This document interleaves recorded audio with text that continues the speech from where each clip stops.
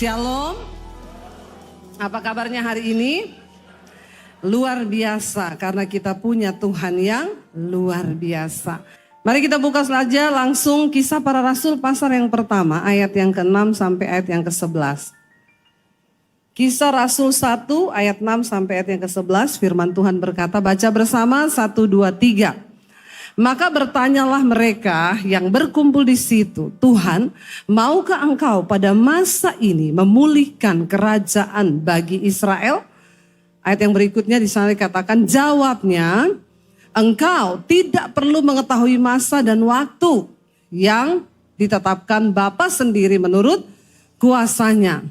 Tetapi kamu akan menerima kuasa kalau Roh Kudus turun ke atasmu, dan kamu akan menjadi saksiku di Yerusalem dan di seluruh Yudea dan Samaria bahkan sampai ke ujung bumi. Ayat yang berikutnya, sesudah mengatakan demikian terangkatlah disaksikan mereka dan awan menutupnya dari pandangan mereka. Ayat berikutnya, ketika mereka sedang menatap ke langit, waktu ia naik ya saudara, tiba-tiba apa? Berdirilah dua orang berpakaian putih dekat mereka dan berkata kepada mereka, hai orang-orang Galilea, mengapa kamu berdiri melihat ke langit? Yesus ini yang terangkat ke surga meninggalkan kamu akan datang kembali dengan cara yang sama seperti kamu melihat dia naik ke surga. Saudara, saya mencoba membayangkan. Bayangkan kalau kita ada pada zaman itu. Dan kenapa ayat ini tercatat di Alkitab? Sebab banyak orang yang melihat. Amin. Banyak orang melihat. Jadi semua kisah dalam Alkitab ini bukan cerita dongeng. Kalau ada yang tidak percaya Alkitab firman Tuhan, urusannya dia. Kemarin di Israel kami pergi ke gereja ya. Tempat di mana dipercaya sebagai tempat naiknya Tuhan Yesus ke surga. Tapi sekarang sudah jadi masjid. Ya, karena sudah diambil alih. Tapi di situ ada satu batu yang dipercaya, disitulah tapak kaki Yesus ketika dia naik ke surga. Kenapa ada tempat-tempat bersejarah di Israel yang ditentukan sebagai sebuah tempat? Itu bukan hanya karangan orang yang bicara. Tapi karena ada saksi mata, ada sejarah yang mencatat. Dan memang berdasarkan penelitian. Kalau saudara pergi ke satu gereja yang namanya Gereja Segala Bangsa, di situ ada satu pohon zaitun. Pohon itu konon ya dari zamannya Tuhan Yesus sudah ribuan tahun.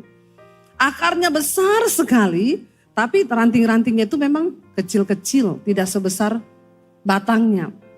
Saya bertanya ya kepada orang Israel yang memberi penjelasan, dari mana kamu tahu bahwa pohon ini adalah pohon yang dari zaman Tuhan Yesus? Dia berkata, kami tidak akan sembarang menentukan pohon itu ribuan tahun. Ada yang namanya penelitian dan itu kayaknya memakai karbon 14. Itu yang dipakai para ahli untuk menentukan, oh ini fosil mumi berapa ratus tahun, berapa ribu tahun. Ya, dan itu diteliti di Taman Getsemani itu memang ada beberapa pohon yang itu usianya sudah ribuan tahun. Dan pohon zaitun memang terkenal sebagai pohon yang susah untuk mati saudara. Walaupun dia tinggal akar, kalau kena air itu dia bisa tumbuh lagi tunas. Makanya Alkitab bilang kita ini seperti pohon zaitun. Nah Yesus itu terangkat naik ke surga. Waktu saya kemarin ada di situ, saya tuh berpikir ya, bayangkan ya, Yesus benar-benar pernah ada loh di sini. Dan dia terangkat naik ke surga ditutupi awan, itu disaksikan oleh banyak orang. Dan sejarah mencatat itu saudara. Nah hari ini saudara kita mau belajar apa makna dari kenaikan Kristus ke surga buat setiap kita orang yang percaya. Yang pertama saudara, kenaikan Kristus memberikan sebuah keyakinan pasti kepada kita bahwa dia adalah Tuhan dan Juru Selamat yang benar-benar bagi setiap umat manusia. Ya, dia Tuhan yang lahir, mati, bangkit, bahkan naik ke surga. Ini cukup memberikan sebuah keyakinan bagi kita bahwa Yesus Tuhan. Tidak semua saudara yang duduk di kursi gereja ini hari ini benar-benar yakin akan Tuhan. Banyak yang hanya beragama Kristen. Tapi yang yakin itu bisa dihitung dengan jari. Tidak semua orang Kristen duduk di gereja mereka meyakini Tuhan dan kuasanya. Iya. Kemarin saya ketemu satu orang Bapak. Kami ada yang mau kami bicarakan lalu kami ketemu. Orang yang harusnya ketemu saya nggak bisa. Dia bilang, Bu saya wakilkan ya. Kami ngobrol tapi saya lihat mukanya Bapak ini sih dari tampangnya Kristen. Muka-muka orang Kristen. Cuma saya bilang sama suami saya begini. Kalau dia Kristen kenapa dia nggak kenal Debbie Basir ya? Maaf ya. Bukannya saya sombong ya. Tapi agak-agak. Lo bener gak saudara? Lo kita ini ketemu orang ya. Saya ketemu orang di mall, di pasar. Ya waktu saya lagi ada di sekolah Alkitab saya di Kopeng. Saya pergi ke pasar, itu di pasarnya itu di kampung Pungpung. Saya berdiri di pinggir jalan. Ada orang naik motor suami istri.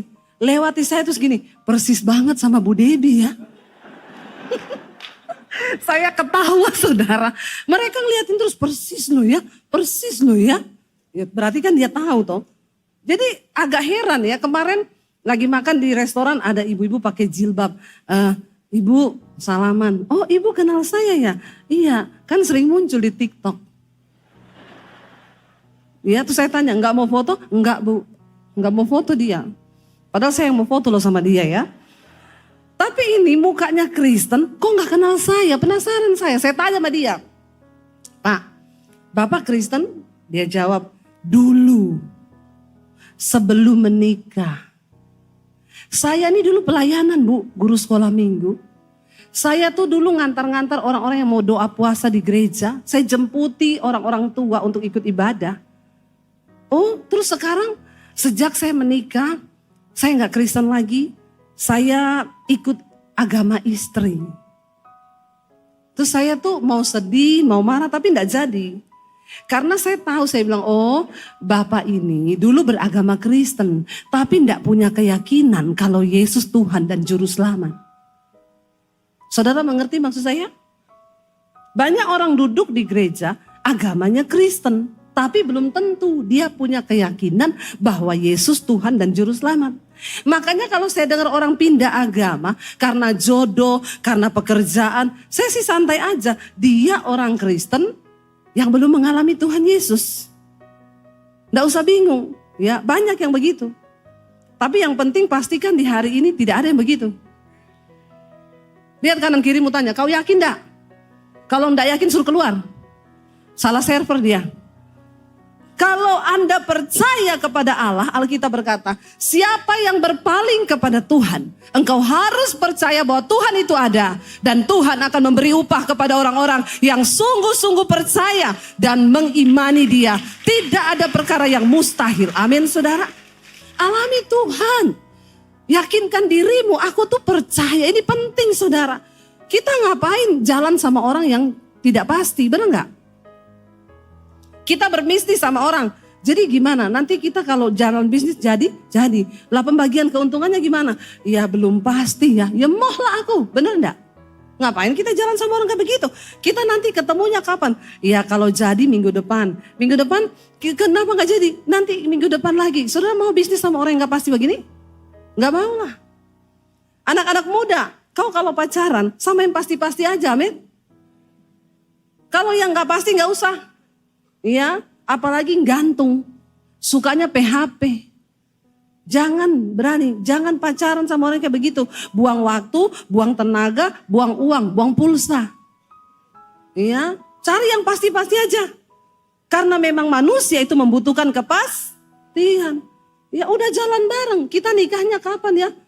Belum tahu. Apalagi dia bilang nanti ya terserah ya, nanti ya kita ngalir aja. Lu pikir nih air? Ngalir-ngalir ya, udah korban perasaan. Makanya saya bilang sama anak muda, buka mata lebar-lebar. Kalau belum yakin dia jodohmu, ndak usah. Lebih baik berdoa, amin. Ya, berdoa dulu. Banyak orang tuh sekarang nikah karena sudah kecelakaan. Udah terlanjur Bu melakukan hubungan. Daripada tidak nikah, bagaimana ya? Itu kesalahan kenapa sekarang banyak perceraian terjadi di dalam kalangan Kristen. Karena menikahnya tidak yakin. Cuma karena sudah terlanjur berhubungan seks. Dengar anak-anak muda, buka mata lebar-lebar. Ya, jangan sampai hidup kita ini masuk dalam jebakan setan. Melihat keadaan zaman sekarang, kemarin baca berita, suami bunuh istri. Bayangkan anaknya masih 3 bulan. Ya, kronologisnya istrinya lagi tidur jam 4 katanya mengigau. Kayaknya mengigaunya suaminya cemburu. Lagi tidur ditikam pakai pisau di mata, di kepala sampai meninggal. Saya melihat saudara bagaimana orang hidup sampai seperti ini.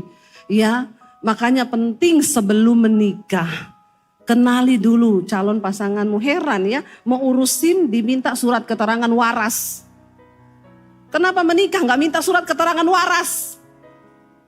Amin. Pak Michael masukin dalam salah satu syarat gereja. Minta surat keterangan tidak gangguan jiwa. Ya, banyak orang setelah menikah baru ketahuan gangguan jiwa, saudara. Makanya saya kalau ada yang konseling, Bu saya pacaran Bu, kemarin ditampar, putus dalam nama Yesus, putus. Ya, gak mau Bu, sudah terlanjur cinta, makan tuh cinta. Kalau kau menikah sama dia jangan kau konseling sama saya, gak mau saya. Ya, bikin repot yang begini-begini ini. Sudah tahu dari awalnya itu buruk, kenapa diterusin? Nanti banyak masalah cari pendeta. Lu pikir pendeta kurang kerjaan? Saya mending urus gereja-gereja di desa sana daripada urus orang di kota yang masalahnya terlalu banyak. Cuma gara-gara tidak mengerti kehendak Tuhan. Yakin saudara. Yesus memberikan sebuah keyakinan. Makanya dikatakan negara itu menjamin hak penduduknya untuk memeluk sebuah keyakinan. Jangan hanya beragama, tapi yakinlah bahwa Tuhanmu itu, Yesus adalah Tuhan dan Juru Selamat. Walaupun ada ajaran baru muncul, bisa selamat tanpa lewat Yesus. Yang penting kita melakukan perbuatan baik. Alkitab berkata, perbuatan baik manusia itu seperti kain kotor. Mau saudara berbuat baik seperti apa? Kalau kau tidak sungguh-sungguh menerima Yesus sebagai Tuhan dan Juru Selamat, perbuatan baik kita itu seperti kain kotor. Mari kita yakin bahwa Yesus adalah Tuhan dan Juru Selamat. Tapi yang namanya keyakinan itu tidak gampang saudara. Untuk dibangun itu tidak mudah. Contoh siapa? Thomas. Thomas itu dimuridkan Tuhan Yesus 3 tahun loh. Thomas ikuti terus kemana Yesus pergi. Dia dengar ajarannya Yesus. Dia dengar semua apa yang Yesus sampaikan, kebenaran tentang kerajaan Allah. Tapi saudara, kita tahu Thomas kan, dia tidak percaya akan kebangkitan Kristus. Bahkan ketika Lazarus mati, Yesus bilang sama murid-muridnya, marilah kita pergi ke Betania. Karena aku akan membangkitkan Lazarus. Thomas yang langsung nyeletuk, apa? Betania itu tempat yang paling benci sama Yesus. Karena itu kampung halamannya Maria. Mereka tidak percaya Yesus itu Tuhan. Mereka menolak Yesus itu Mesias. Jadi kata Thomas gini, ya udah ayo kita pulang ke Betania. Biar kita mati rame-rame di situ. Menyusul Lazarus mati. Ini perkataan yang sangat mengejek loh. Benar gak saudara? Ya kamu ikut Yesus, kamu dengar pengajaran Yesus, tapi kamu tidak percaya. Tapi tetap ikut. Untung bukan saya waktu itu. Kalau sampai Thomas jadi murid saya, terus dia ngomong begitu sama saya langsung bilang, coret dia dari member. Ya itu saya, untung Tuhan Yesus toh. Ya udah ikuti tapi tidak percaya. Ternyata waktu 3 tahun tidak membuat Thomas cukup untuk dimuridkan. Yang kedua, yang muridkan Thomas itu bukan Michael Gunawan loh, bukan loh. Yang muridkan tuh bukan Debbie Basir. Siapa yang muridkan? Yesus loh. Kalau sampai dia tidak percaya berarti siapa yang gagal? Yang gagal siapa? Yesus atau Thomas? Yesus nggak pernah gagal. Tapi Thomas gagal. Karena dia tidak meyakinkan dirinya bahwa Yesus itu benar-benar Tuhan. Saudara, keadaan akan mencoba membuyarkan imanmu ketika engkau melihat ekspektasi waktu Yesus digantung di kayu salib. Saat itu juga Thomas bilang, berarti salah yang kita dengar selama ini. Kalau dia Tuhan, kenapa dia mati?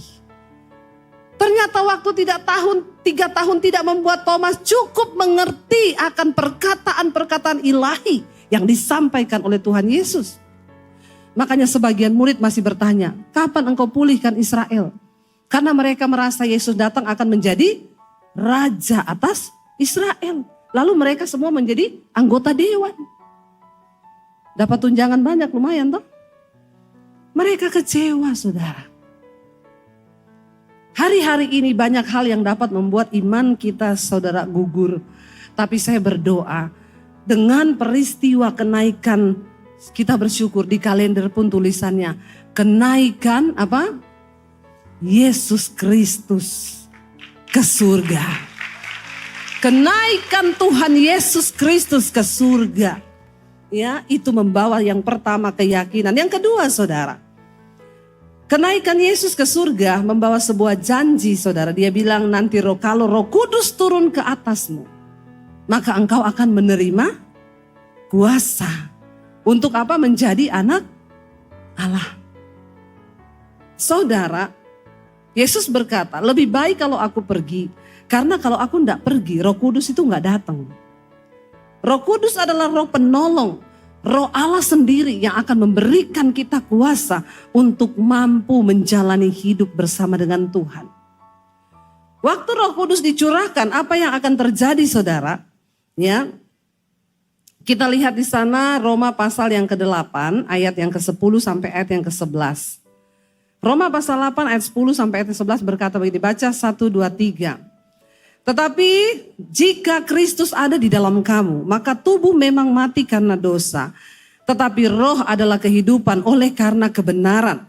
Dan jika roh Dia yang membangkitkan Kristus dari antara orang mati diam di dalam kamu, maka Ia yang telah membangkitkan Kristus Yesus dari antara orang mati akan menghidupkan juga tubuhmu yang fana itu oleh rohnya yang diam di dalam kamu. Saudara, saya ingin membuka semua pemikiran kita. Saudara, tolong renungkan ayat ini berkata, roh yang membangkitkan Kristus dari kematian itu ada di dalam diri saudara dan saya. Menurut saudara, wow gak itu? Kalau kita semua mengerti kebenaran ini, tidak ada orang Kristen yang hidupnya sembarangan. Karena kita tahu roh itu ada di dalam diri kita.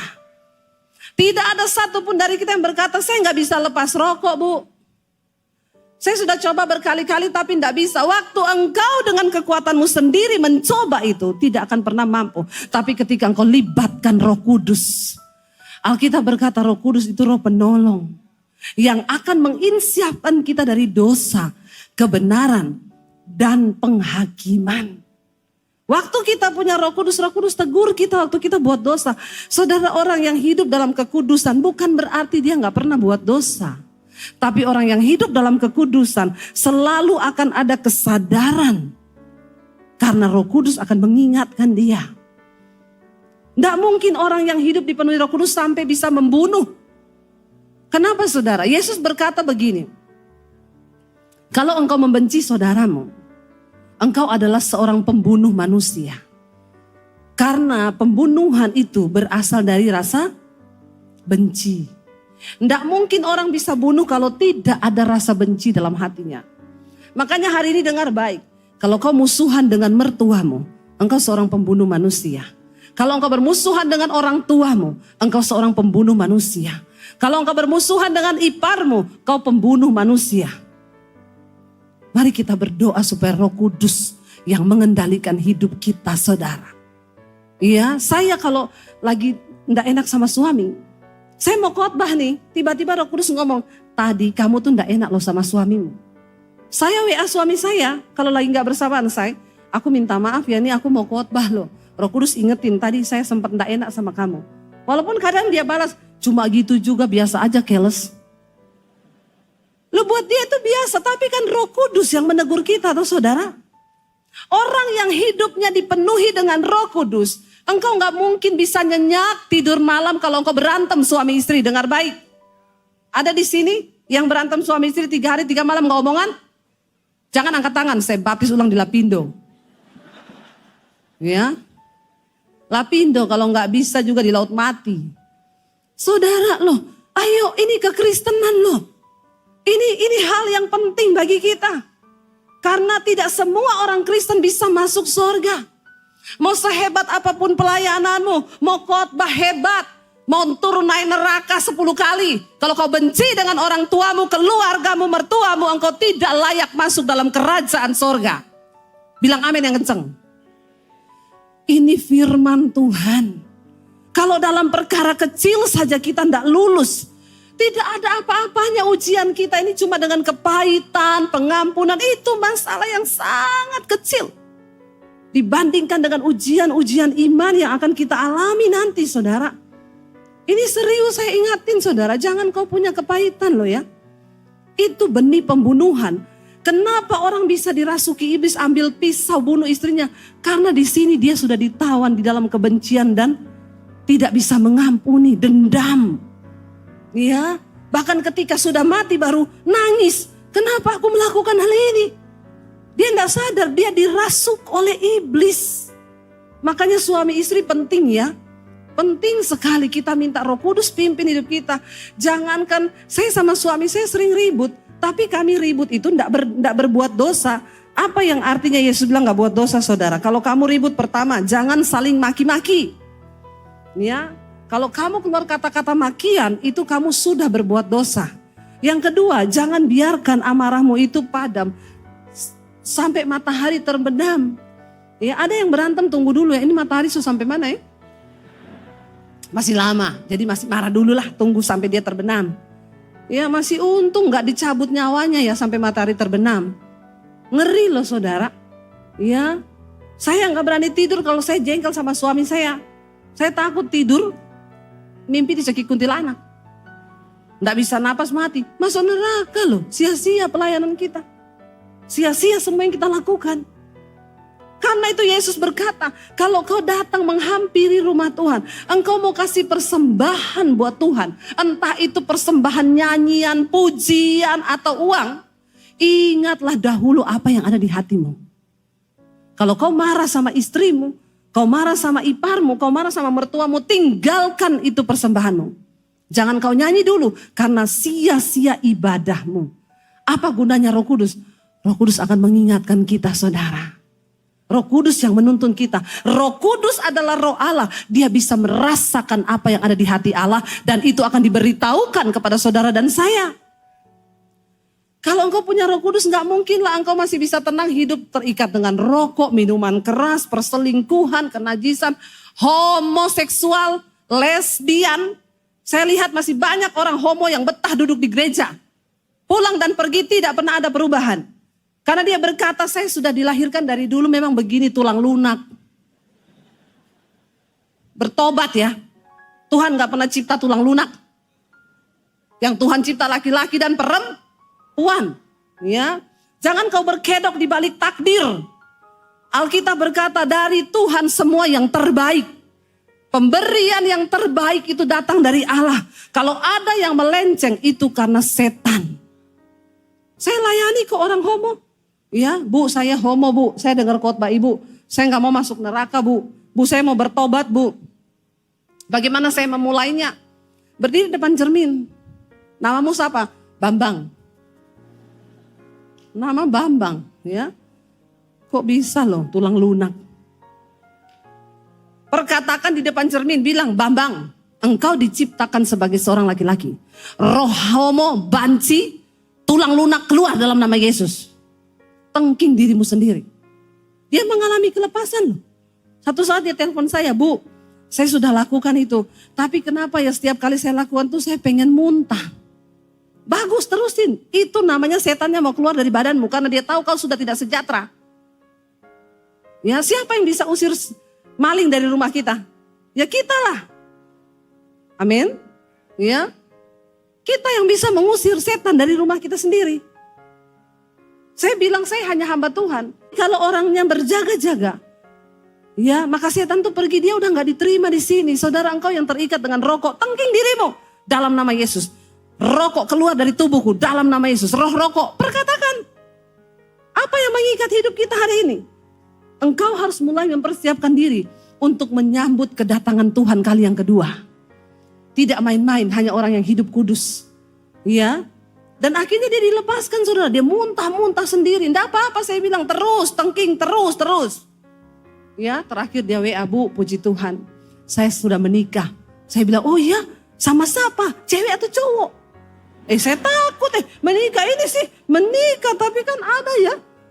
Puji Tuhan, ibu saya nikah sama perempuan. Oh haleluya, 12 kali. Tidak ada yang mustahil bagi Roh Kudus. Roh yang membangkitkan Kristus dari kematian sanggup melepaskan engkau, saudara, dari semua ikatan-ikatan dosa. Yang ketiga, kenapa Yesus harus naik ke surga? Karena dia pergi menyediakan tempat bagi kita. Mari buka bersama, saudara, Injil Yohanes pasal yang ke-14. Ayat yang pertama sampai ayat yang ketiga. Injil Yohanes 14 ayat 1 sampai 3. Baca 1, 2, 3. Janganlah gelisah hatimu, percayalah kepada Allah, percayalah juga kepadaku. Ya, di rumah Bapakku apa? Banyak tempat tinggal. Jika tidak demikian, tentu aku mengatakannya kepadamu. Sebab aku pergi ke situ untuk apa? Menyediakan tempat bagimu. Dan apabila aku telah pergi ke situ dan telah menyediakan tempat bagimu, aku akan datang kembali dan membawa kamu ke tempatku, supaya di tempat di mana aku berada, kamu pun berada. So sweet gak Tuhan Yesus? Dia pengen terus berada bersama-sama dengan kita, saudara, amin. Dia bilang di rumah Bapakku itu banyak tempat. Pertanyaannya, saudara, apa hal yang paling menakutkan dalam hidup manusia? Ada yang tahu? Apa yang paling menakutkan manusia? Kematian. Ya, kematian. Semua orang tuh rata-rata takut mati. Ada di sini yang sudah siap mati? Saya tidak tanya yang sudah mau mati. Saya tanya yang sudah siap mati. Karena saudara siap atau tidak, yang namanya kematian pasti datang. Tidak penting kapan waktunya. Yang penting kita siap. Menyiapkan kematian bukan saudara beli lubang kubur di kuburan mahal. Di Jakarta banyak begitu. Saya diundang ya datang ke pemakaman mahal, saudara, tempat itu. Lalu ada satu ibu bilang, Bu, saya sudah punya loh di sini kapling keluarga, 5 lubang saya beli. Anak saya 3, saya dan suami istri 5 lubang. Jadi saya langsung spontan tanya, oh iya ya Bu, jadi kapan masuk Bu? Marah dia, saudara. Ibu Debbie jangan bilang begitu. Orang kalau sudah beli lubang berarti siap. Lah, yang aneh kan ibu belum siap masuk lubang kubur, kenapa sudah beli kubur? Harganya 1M. Yang deket di atas itu, Bu, itu harganya yang paling mahal 1M. Saya bilang, langsung surga ya Bu? Kagak sih. Oh, saya pikir langsung surga. Kalau ada saya juga mau, walaupun nyicil 15 tahun. Ternyata kagak, saudara. Saudara, menyiapkan kematian bukan kita beli ke liang kubur. Hidup ini loh. Tapi kita percaya satu hal, Yesus menjamin. Yesus satu-satunya Tuhan yang menjamin. Dia bilang, aku pergi duluan ya. Untuk menyediakan tempat bagimu. Karena di rumah Bapakku tuh banyak tempat. Saya tadi cerita, teman saya orang Amerika. Dia ajak kami ke Amerika ya, saya pelayanan sekalian jalan-jalan, saudara. Itu dia berangkat, dia waktu itu ada di Indonesia. Dia pulang duluan, padahal perbedaan keberangkatan kami hanya beberapa hari. Saya bilang gini, Bapak Ibu, kenapa sih Bapak Ibu pulang duluan? Kenapa kita tiketnya gak bareng-bareng aja? Kan seru gitu loh, kita terbang bareng-bareng ke Amerika berempat. Dia jawab gini, jangan Bu, memang saya sengaja bikin begitu. Kenapa? Saya pulang duluan, saya mau atur kedatangan ibu di sana. Saya siapkan semua tempat, saya siapkan kebutuhannya ibu, supaya ibu bapak datang itu semua sudah siap. Saya senang loh mendengar itu loh, itu cuma perkataan seorang manusia. Lah bagaimana kalau Yesus yang ngomong, dia bilang, aku pergi duluan untuk menyediakan tempat bagimu, supaya di mana aku berada, di situ pun kamu berada. Saudara sudah mengikut Tuhan yang benar. Dia menjamin keselamatan kita, bukan hanya di dunia ini saja, tapi sampai pada hidup yang akan datang. Karena kenapa, saudara? dunia ini bukan tempat tinggal kita yang sesungguhnya loh. Dunia ini hanya sementara. Ini adalah persinggahan. Ada satu tempat kediaman surgawi yang sudah Tuhan sediakan bagi setiap saudara dan saya. Dan itu di sorga. Satu kali saya naik pesawat ke Kalimantan bersebelahan dengan seorang ibu. Bu, mau permen? Saya bilang gitu. Oh iya mau Bu. Ibu mau kemana? Sama kayak ibu, mau kemana? Kalimantan. Oh iya sama. Dia tanya, waktu itu dia panggil Mbak kerja di mana Mbak? Saya bilang, coba ibu tebak saya kerja di mana?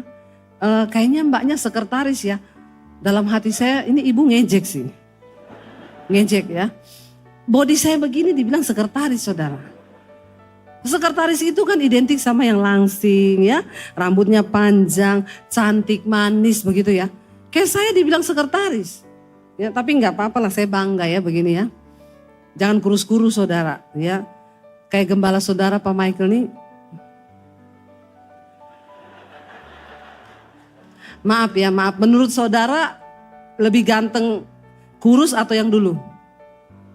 Pak dulu loh. Dulu loh Pak, apa saya bilang? Iya kan Pak? Jangan terlihat kayak orang gak pernah makan-makan ya Pak.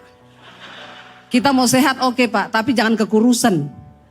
Anak-anak muda saya mau tanya, Pak Michael gantengan yang dulu apa yang kurus ini? Dulu Pak, dulu ya Pak. Nggak percaya loh, sampai saya harus tanya depan jemaat nih. 3 kali saya khotbah, 3 kali saya tanya Pak. Biar Bapak yakin ya. Saya lihat Pak Michael, kenapa kurus begitu ya? Kayak orang penyakitan. Maaf ya Pak, maaf. Saya omongannya to the point ya Pak. Daripada saya main belakang toh. Enak begini toh. Iya, lebih bagus yang dulu ya saudara. Oh, jangan kurus-kurus loh Pak. Kelihatan menderita. Kasihan jemaat yang tipik itu, jemaatnya kenapa Michael jadi kurus begitu ya sejak jadi gembala GSJS ya. Jangan loh Pak, jangan ya. Please Pak. Kembali ke cerita awal ya. Saya dibilang sekretaris saudara. Saya bilang, oh bukan Bu, saya bukan sekretaris, saya marketing. Oh marketing. Iya, marketing apa Bu? Perumahan Bu, tapi perumahannya mewah, wah. Oh iya, di mana Bu? Di sorga. Langsung ibu gini, ya Allah. Tadinya saya mau pesen Bu, tapi enggak jadi. Soalnya ibu ngomongnya di sorga. Loh iya. Saya bilang, Bu, banyak orang tidak mau mempersiapkan diri akan kehidupan yang sesungguhnya. Ibu tahu, hidup kita ini bukan sekarang ini Bu.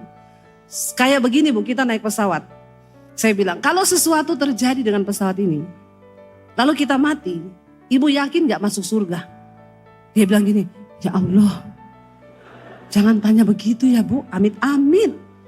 Ya, memang tempat penginjilan yang paling ampuh itu di atas pesawat. Apalagi kalau diumumkan, para penumpang kita sedang masuk dalam cuaca buruk. Kenakan sabuk pengaman, nah itu cocok. Jadi ibu kalau mati masuk surga atau neraka, takut langsung dia. Saudara, ini penting saya harus sampaikan. Yesus sudah pergi menyediakan tempat. Sudahkah kita ini bersiap? Kenapa? Karena maaf saya mau bilang, tidak semua orang Kristen bisa masuk dan menempati tempat yang sudah Yesus sediakan. Maaf, saudara pergi lihat perumahan di Citraland, masih ada yang kosong toh? Coba saudara masuk bawa tempat tidur, kulkas, masuk sana, masuk. Maka security akan datang dan tanya, kenapa kau tinggal di sini? Ya saya mau aja, ini kan perumahan. Maaf ya, yang masuk di sini ada syarat dan ketentuan. Ada tanda bintang, syarat dan ketentuan berlaku. Lalu siapa yang bisa masuk ke sana? Kalau cuma orang Kristen yang beragama Kristen, KTP-mu Kristen, maaf. Kalau Tuhan Yesus datang kali yang kedua, cuma KTP-mu yang terangkat ke surga. Orangnya tinggal, loh kok KTP-ku naik? Terdengar suara dari surga, iya karena yang Kristen hanya KTP-mu. Pret, begitu. Coba kita lihat saudara ya, kalau nggak percaya. Syaratnya itu apa syaratnya? Jangan bermain-main dengan iman saudara. Pegang teguh dan pegang kuat-kuat. Kita baca bersama 1 Tesalonika ya. 1 Petrus dulu, 1 Petrus 1 ayat yang ke-15 dan ayat yang ke-16. 1 Petrus 1 ayat yang ke-15 dan 16. Tetapi, ya 1 Petrus pasal yang 1 ayat 15 dan 16. Tetapi hendaklah kamu menjadi kudus di dalam seluruh hidupmu, sama seperti Dia yang kudus yang telah memanggil kamu, sebab ada tertulis, kuduslah kamu sebab aku kudus, ya. Dan apa saudara dikatakan di sana? Ibrani 12 ayat 14. Ibrani 12 ayat 14 dikatakan di sana firman Tuhan, berusahalah hidup damai dengan semua orang dan kejarlah kekudusan, sebab tanpa kekudusan tidak seorang pun akan melihat Tuhan. Maaf, melihat Tuhan aja enggak bisa, apalagi tinggal bersama-sama Tuhan Yesus.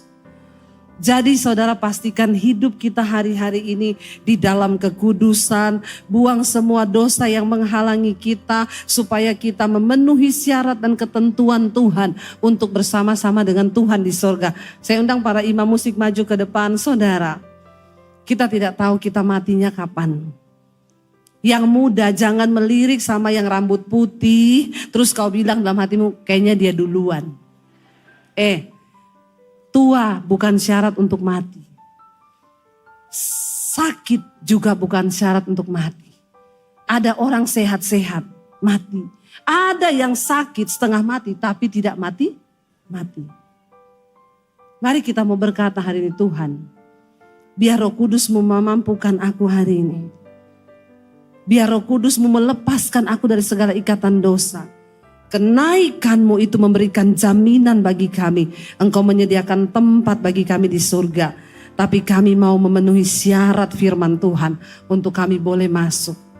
Bangkit berdiri bersama. Mari kita semua tutup mata dalam hadirat Tuhan. Mari hormati Tuhan saudara. Buka hatimu bagi Roh Kudus malam ini. Semua ikatan-ikatan dosamu katakan kepada Tuhan. Bilang, Tuhan, ini kami bait suci-Mu Tuhan. Kami mau dilepaskan dari setiap ikatan-ikatan dosa yang menjerat kami Tuhan. Saudara, Tuhan tahu. Karena itu Dia berikan Roh Kudus-Nya sebagai penolong bagi kita. Roh yang membangkitkan Kristus dari kematian ada dalam hidupmu saudara. Roh itu bekerja tanpa batas ketika engkau mau membuka hati bagi Dia.